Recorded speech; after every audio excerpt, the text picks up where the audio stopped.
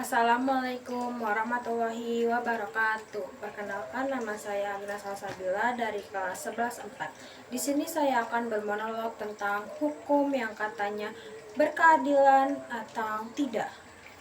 Pernahkah kamu merenungi tentang sila kelima Pancasila yang berbunyi keadilan sosial bagi seluruh rakyat Indonesia? Indah bukan? Tapi apakah keadilan itu benar-benar dirasakan oleh rakyat? Atau justru pepatah lama yang berbunyi hukum tajam ke bawah dan tumpul ke atas? Kini menjadi kenyataan pahit di negara kita. Lihatlah rakyat kecil yang sering menjadi korban ketidakadilan. Sementara mereka yang berkuasa berjalan bebas dengan senyum penuh kebahagiaan.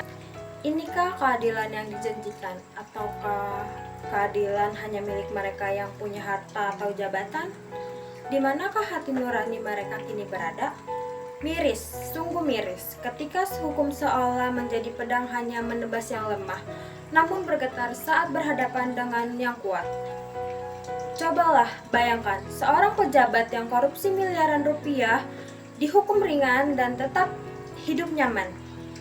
Sementara seorang nenek-nenek yang lapar dan mencuri singkong harus merasakan dinginnya lantai penjara selama bertahun-tahun. Di manakah letak keadilannya? Apakah hukum bisa dibeli dengan uang? Apakah jabatan menentukan seberapa adil seseorang diperlakukan? Kalangan atas diagungkan, kalangan bawah diabaikan. Beginikah wajah hukum di negeri kita yang katanya beradab? Rakyat kecil semakin menderita, menjerit tanpa suara, meminta keadilan yang tak kunjung datang. Mereka bukan meminta istimewa, mereka hanya ingin diperlakukan seperti manusia lainnya. Tapi mengapa sulit? Apakah mereka tak punya pangkat? Atau tak punya uang? Atau karena mereka terlalu lirih untuk didengar di telinga penguasa? Wahai penegak hukum, kami mohon, kami rakyat kecil juga warga di negeri ini. Kami juga butuh perlindungan. Kami juga butuh keadilan. Bila bukan kalian menegakkan hukum kami, lalu pada siapa kami meminta dan harus mengadu? Padahal telah jelas tertulis dalam Undang-Undang Dasar 1945 Pasal 24D ayat 1. Setiap orang berhak atas pengakuan, jaminan, perlindungan, dan kepastian hukum yang adil serta diperlakukan yang sama di hadapan hukum.